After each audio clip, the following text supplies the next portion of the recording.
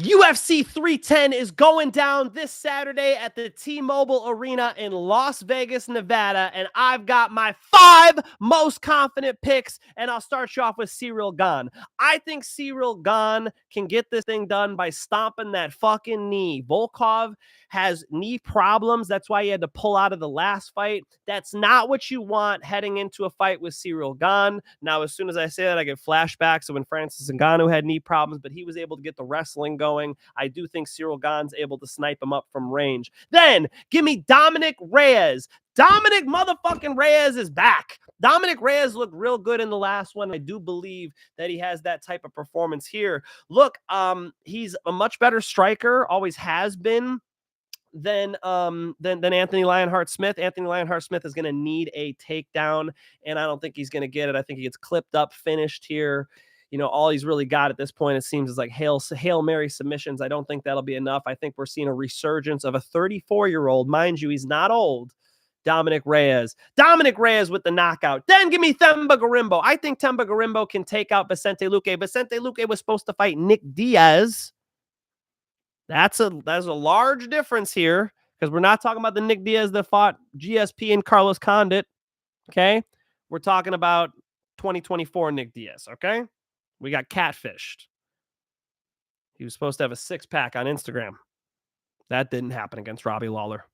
So give me Themba Gorimbo. Themba Gorimbo's on the way up. Vicente Luque's on the way out. Then give me Bryan motherfucking Battle. I think Bryan Battle's got this shit via domination. He should be better at every single phase of the game. His pressure, his volume, his cardio, his will to win, his grappling. Give me Bryan Battle via submission. And last but not least, most definitely the biggest lock on the card, the most confident pick on the card has to be the young man, Chase Hooper, over Clay Guida. I think he wins that fight via submission. One more time for the people in the back. Give me Ciryl Gane.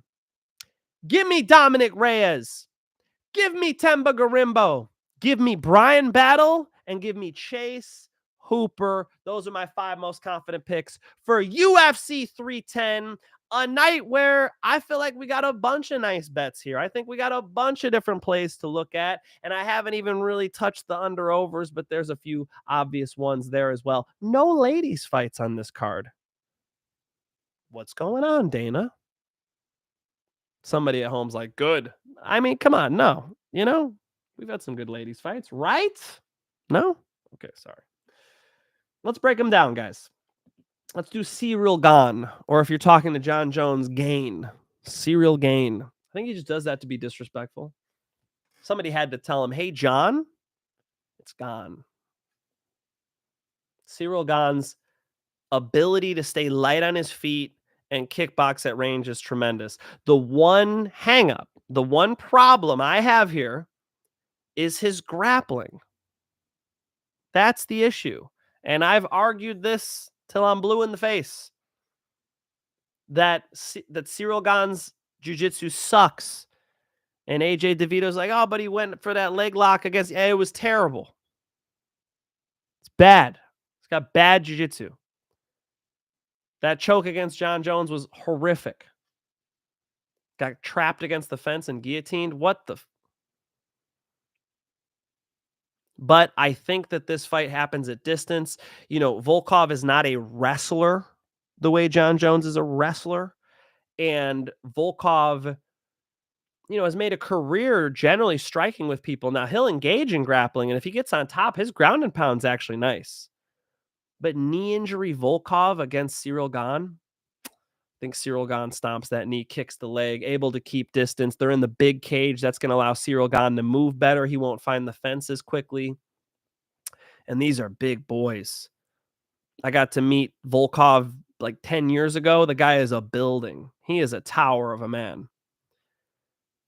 But I do think he's in a bad matchup here because of the finesse and the mobility and the dynamic timing and striking and creativity and taekwondo, you know, layer to the game of a Ciryl Gane. So give me Ciryl Gane pitching a shutout here against Volkov.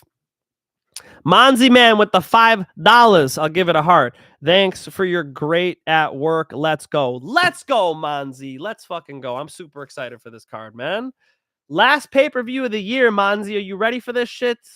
Buckle in. All right. Next fight. Let's go to Themba Gorimbo. Themba Gorimbo is better at wrestling. I'll just trust the grappling more. I'm sure Vicente Luque's got some jits, but I'll just trust him on the ground. So give me all those aspects. And then on the feet, Vicente Luque is a better kicker, but that's about it. You know, he had a stumble with injuries, the brain bleed thing. I don't know. Look into it. Okay. Eddie Bravo, tinfoil hat, look into it. But it's not really a tinfoil hat thing. It really happened. And, you know, we've seen him give. We've seen him say uncle. And I think that Themba Gorimbo is the type of guy who is going to be determined when the fight gets tough. And Vicente Luque might not have that much grit anymore. Vicente Luque, I think his best fights are behind him. Themba Gorimbo, I think his best fights are in front of him. Themba Gorimbo should be able to strike with him and especially grapple with him. So let's say Themba Gorimbo starts to wear him down. If he can get him out of there in the third round, that would be a big deal. Again, psychologically going from fighting Nick Diaz, who one of my favorite fighters. I mean, who doesn't want to watch the Diaz brothers fight? Nick Diaz is the man for sure. You know, I know there's a lot of Nate Diaz fans nowadays, but I'll tell you what, OGs, we were Nick Diaz fans first. Okay. I'm talking about old school Nick Diaz, Robbie Lawler 1. We're talking about Strike Force Nick Diaz, back when Dana White didn't even want to sign him because he's like, these guys won't even show up to a press conference. What am I supposed to do with these guys? You know, Nick Diaz, who had good fights, close fights, probably beat Carlos Condit for the interim title. I'll stick to that to this day. Carlos Condit eked out a close one. So Nick Diaz would have been the interim welterweight champion. Of course, both of those guys ended up losing to GSP, who I still think is the GOAT. And y'all are going to side with Dana White on me on that one, aren't you? Yeah, fucks. Going from fighting an old, fat Nick Diaz to Themba Gorimbo is a huge psychological jump. And I think Vicente Luque is going to struggle making that jump. So, you know, it's one I've already bet on myself. Themba Gorimbo. Then give me Dominick Reyes, another confident one, man. You know, I was confident when Dominick Reyes was coming back here. I think a lot of people think of Dominick Reyes like he's 38, he's 39. No, he's 34. Okay. And coming back against Dustin Jacoby, I picked him by knockout, and I was glad to see that come to fruition. I think that's a tougher fight than this. I think Lionheart Smith is kind of like a Hail Mary submission guy now, you know? Some of these guys, the Michael Chiesas and the, you know, Lionheart Smiths who have like transitioned over to commentary, like they kind of got one foot out of the door already. They kind of don't need it the way that Dom Reyes is going to go for it. I think Dom Reyes is about to make a nice little run here. You know, he wins this fight, he moves up, give him, I mean, the light heavyweight division's been kind of open, you know. So Dominick Reyes coming back with that Justin Jacoby win was nice to see. You know, he didn't fight all 2023, came back with that nice KO, and then here he is. That was in June. Now he's fighting again in December. I think he's going to be on a roll here. You know, knock the cobwebs off. Got that nice finish, and Lionheart's not going to want to strike with him. You know, Lionheart is pretty damn surely going to try to grab those legs. And, you know, his takedown defense is nice. I mean, that's really not the issue he had. You know, Yuri Prohaska hit him with that ridiculous spinning back elbow. Superman Span's a heavy puncher. Jan Blachowicz was on top of his game in 2020. John Jones is John Jones, and that was a good fucking fight. Before that, he beat Chris Weidman, Volkan Ozdemir, OSP, Jared Cannonier. Like, you know, he was on a run. His skills are there. He was actually the HFC champion. So he was the champion of the organization that I was doing commentary for. You'll see his win over Marcus Govian at HFC 32, where he won the title back in 2017. So I kind of got to watch him go all the way through. And Dominick Reyes can box, man. He's got clean shots. I think he puts Anthony Smith away. I think he's going to get him out of there first or second round. Dominick motherfucking Reyes. Then let's go with Bryan Battle. Bryan Battle can battle. Bryan Battle digs deep. So when the fight gets tough, it's like these have maybe aside of Ciryl Gane has folded. But they have they're like Themba Gorimbo over Vicente Luque, Dom Reyes over Anthony Smith, Bryan Battle, over Randy Brown. They have this thread where I'm picking the tougher guys. I mean, these guys are the ones who will bite down on their mouthpiece when it gets tough and find a way. Bryan Battle's got better cardio. Bryan Battle's got much better submission grappling that he can use. That's kind of the way I see it. I see it as mostly being striking, maybe some wrestling in there. And then as soon as it gets to the ground at all, Bryan Battle takes a neck home. Bryan Battle's submissions are nice. Got a nice guillotine. He's got nice chokes overall. And I could see Bryan Battle getting a sub here. A little club and sub action for Bryan Battle. The TKO's live too. He looked good against Kevin Juicy Smoulier. Bryan Battle's on a nice little streak, man. His last 3 have been impressive. This is not the guy who won the Ultimate Fighter. If that's who you're expecting to hop in that cage, that's not where he's at anymore, man. Bryan Battle is a fucking problem now. 30 years old, coming into his prime. The Aljolame domination was what a shutout, dude. I know it goes on the record as a no contest. That was not a fucking no contest. That was Bryan Battle beating the shit out of Aljolame. That was crazy. AJ Fletcher, rear naked strangle, beautiful rear naked strangle, KO'd Gabe Green, but then the Kevin Juicy Smoulier. I know that's not really his last name, but shout out to the Dave Chappelle fans out there. That finish was nice. Got him out of there in the second round on enemy territory. So now he's got Randy Brown in Vegas. I mean, I picked Randy Brown against Muslim Salikov too. That didn't surprise me. Going to a decision with Zaleski I am not impressed by your performance. Name that fighter. I am not impressed by your performance. Matt Hughes is legendary. I think Bryan Battle gets this thing over with, I think Bryan Battle's a lock here. I mean, Randy Brown can punch hard for sure. So it's just a power risk, right? It's what I see anyway. I see it as a power risk. I see it as, can he put a big shot on him? I'm going to say no. I'm going to say Bryan Battle gets this thing done. Puncher's chance. Can't go betting on puncher's chance. And then last but not least, Chase Hooper. I know the odds are wide, so who really cares? I already did sprinkle it in, I think 2 of my bets now, maybe even 3, just because I'm that confident in it. I love Clay Guida. We're from the same neck of the woods. Okay. Clay's a Northern Illinois guy like me. I seen him at what's that bar on Chain of Lakes? Famous Freddy's. He used to frequent Famous Freddy's on the Chain of Lakes in Northern Illinois. And I remember seeing him jump the fence when it was either his teammate or his brother got hit in the nuts in XFL Outdoor War when I was a child. I was like 12.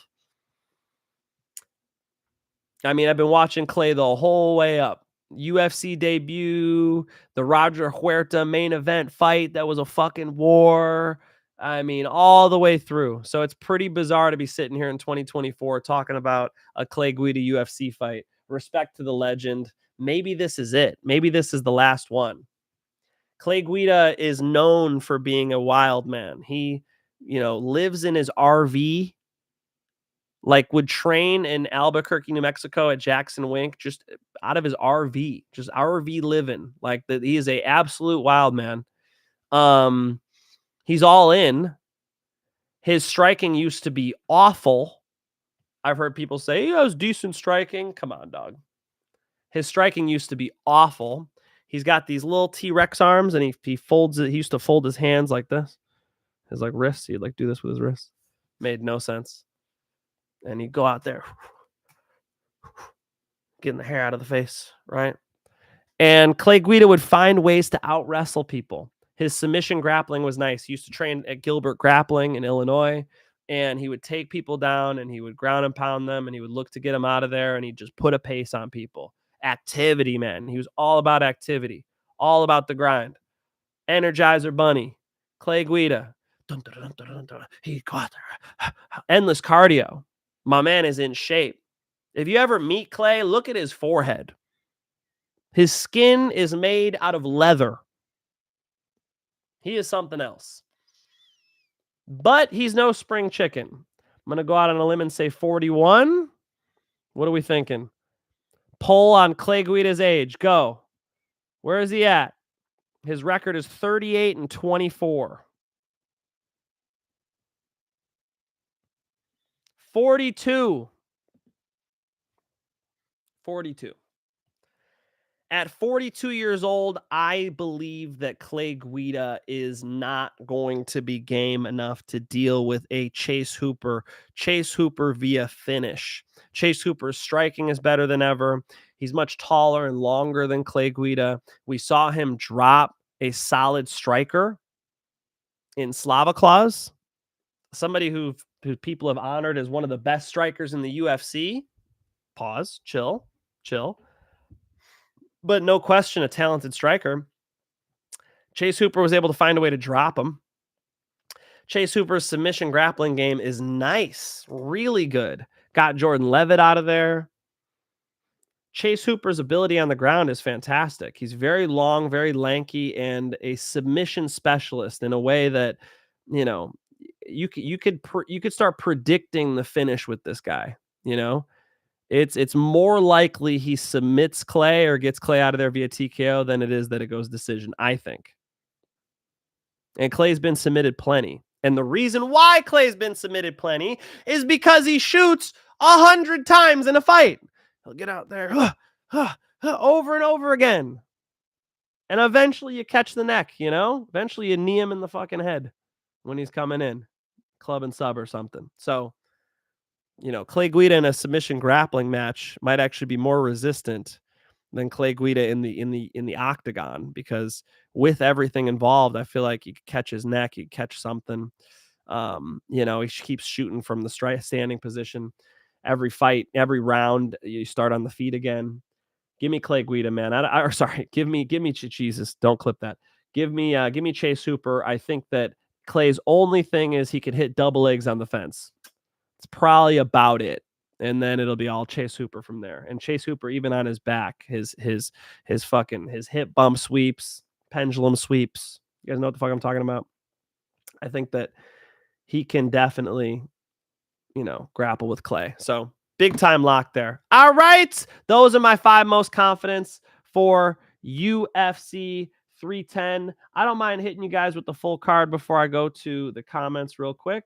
So full card predictions. You guys ready? Rapid fire. Here we go. Kennedy Nzechukwu over Lucas Brzeski. I think Kennedy Nzechukwu's a solid light heavyweight, should be able to outstrike a Lucas Brzeski. Chase Hooper, we already talked about it. Chase Hooper submission, TKO is live too. Max Griffin over Michael Chiesa, just because Michael Chiesa is kind of a bitch. I mean, I don't know. I guess Michael Chiesa could win the fight. His grappling's, you know, decent, and he could implement his grappling against Max Griffin. There's definitely a pathway there for that. But the way he fought Tony Ferguson, that gun shy against Tony Ferguson at 42, he was out there nervous. He looked like Mike Tyson in the shark cage, bro. What the fuck? Why are you sweating, bro? It's Tony Ferguson. He's out there acting like Tony's got a weapon or something. What the fuck was that? I thought he fought very timid against Tony Ferguson. I thought that was really embarrassing. Give me Max Griffin. Cody Durden versus Joshua Van's pretty sick. I better deep dive on this. I initially was thinking Joshua Van. I started getting dragged over to, you know, Durden being a little bigger, a little stronger, handling the wrestling. Joshua Van's hard to hold down, though. I think he's got a slight advantage on the feet, even though Cody Durden's been getting better at striking. That's a tough one. I said Joshua Van on AJ's show, Moneyline, our show, Moneyline. But, you know, that's a tough one. Chris Weidman decision over Eryk Anders. Eryk Anders had to pull out of the last date. They're going up to 195 now. That weight change, I mean, I think means that Chris Weidman should be a little more comfortable here. We'll take old man Chris. Bryan Battle submitting Randy Brown. I think he's got the fight everywhere. Confident in that one. Aljolame Sterling over Movsar Evloev. I know you hate it. I know you hate it. Movsar, of course, can win the fight. Yes, his wrestling's tremendous. You know, decent on the feet, I guess. But Aljo's decent on the feet. Aljo's dynamic on the feet. Aljo's wrestling's good. I think his submission grappling's even better. I think he gets the back and wins 2 out of 3 rounds. But, you know, if Evloev wins, I'm not going to be fucking floored. Don't you fucking give me hate DMs if Evloev wins. I got the dog. I got Aljamain Sterling. Vicente Luque and Themba Gorimbo. I think Themba Gorimbo can dominate that fight. I think Vicente Luque is in for it after booking a freebie against Nick Diaz. This one ain't going to be so easy. Dominick Reyes knocking out Anthony Smith. I think it's about over for Anthony Smith unless he's at the absolute bottom of the division. And Dominick Reyes is a talented striker, good takedown defense. I think he's going to be a real problem for Anthony Smith. I think he knocks him out probably in the first round. Duho Choi over Nate Landwehr, another dog pick. I think Duho Choi is a sharper striker, more accurate, faster, and just not a dummy, you know? Nate Landwehr is the little Michael Chandler. It's like he has fun fights, but he's going to lose to Dan Ige and shit, you know? I can't be betting him against Duho Choi. As we're Duho Choi, I think, on his way back now, you know, 2 fights back under his belt, looked good getting the knockout in the last one. I think Duho Choi can get a knockout here. Bryce Mitchell over Kron Gracie, but it's a light touch because Kron Gracie's submission's live. Do I go Kron Gracie submission? Is that nuts? In a straight jiu-jitsu match, Kron Gracie beats him and Bryce Mitchell takes everybody down. So I could see Bryce Mitchell doing dumb shit, and he's not that good at striking, and neither is Kron. It's an interesting matchup for sure. I love the matchup, honestly. Slight, you know, I'm looking at Kron Gracie sub. It looks interesting. But Kron Gracie's wrestling and jiu-jitsu have looked so limited. Or sorry, Kron Gracie's striking and wrestling have looked so limited. Kron Gracie's jiu-jitsu is incredible. When he rolled with Garry Tonin, he was one of the top grapplers in the world. That match was incredible. His arm bars, his rear naked strangles. I mean, he has beautiful jiu-jitsu. He is the Rickson Gracie lineage. You got to respect the jiu-jitsu of Kron Gracie. But if Bryce Mitchell just defends takedowns and kickboxes him, he should be able to win. So I guess Bryce Mitchell. Ciryl Gane over Volkov as long as it stays on the feet. Volkov, don't take him down. Just let him stomp on your bad knee for me, please. Shavkat Rakhmonov over Ian Garry. Although Ian Garry has a pathway here, another one I'm going to have to meditate on, do some ayahuasca.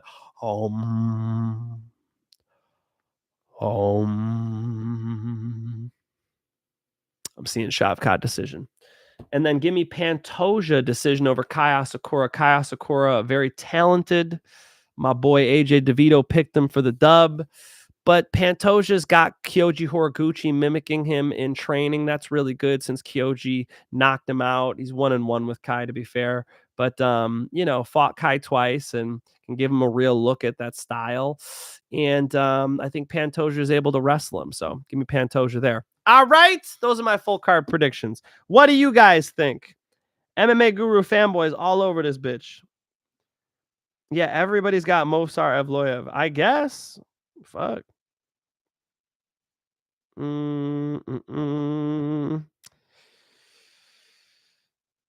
are we talking about Masvidal? What the fuck is going on in this comment section? Did you guys hear Anthony Smith called Dolidze a nightmare matchup for him? He's one of those double threat guys. Anthony Smith been wilding with his hot takes, dude. Anthony Smith on the mic, I don't know, man. When what Reyes did to Jacoby, Smith could never do even in his prime. You know? Finch, I'm a bit skeptical about Battle in this matchup. I don't know, man. Battle has poor head movement. Yeah, the one thing you could say about Brown, he's got fucking power. He's got fucking power, but I can't bet on a puncher's chance, buddy. I don't know. I think Bryan Battle's pretty fucking good right now. Finch, you should buy my GSP Hidden Gems card. DM at Mike Finch Show on Instagram. At Mike Finch MMA if you want to talk to me, and Mike Finch Show if you want to jump on for the bets. All right. MMA Guru says good luck with your parlays. Cool. Let's go. All right. Yeah, I was gonna actually look at a parlay for you guys. Let's do that right now before I go. All right. Okay. Out of those, let's look at.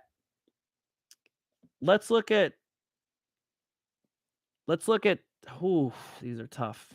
Fuck, these are tough. I think Dominick Reyes is a good one. I think Dominick Reyes is a fair one. So let's go Dom Reyes. Where is he? Dominick Reyes sitting at minus 330. Makes a lot of sense. Man. I guess you go Dom Reyes.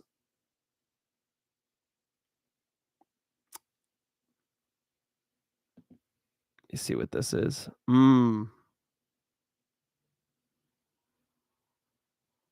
I'm working on this right now. So you guys are seeing the sausage get made right here. Does Chase Hooper sweeten it up enough? No. God, Chase is wide. But it makes sense. I respect it. I do. I'll go Dom Reyes, Ciryl Gane. Dom Reyes, Ciryl Gane, minus 145 for the two-piece parlay.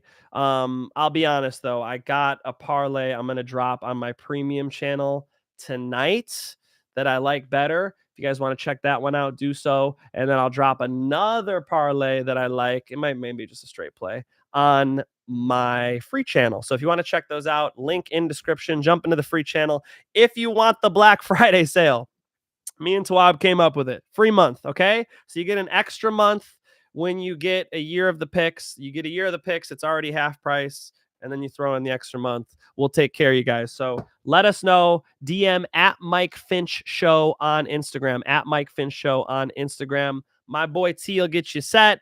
Get a month on the house. And then, of course, if you guys just want to do card by card, you could jump into the premium channel. I'm looking to eat. I've already got plenty of hundreds of dollars up. I don't know. What, $500, $600 up so far, and I ain't done. I got more hundreds coming to bet on this card. I like this pay-per-view. A lot of bets I like here. We'll be throwing them down. My top 5 favorite bets, my lock, my parlay, my 3 premium plays, and a wild card that's plus 400 or better. I'll drop that in the premium channel. You could check that out through the free channel first. Free channel, I'll hook up again. Last time on free channel, we had some good plays, right? People were eating. Let's fucking eat again. All right. It's peace and love, everybody. I hope you guys had a great Thanksgiving. This is me in the, it's like the festive. This is the 'tis the season. All right. This got a little thicker than what I would normally wear. All right. And thank you for nobody for roasting my ridiculous sweater. I really appreciate that. That's some love, actually. Because we're in the mood here. Last fucking pay-per-view of the year. We're gonna have fun with it. I appreciate you guys being here. Until next time, it's peace and love.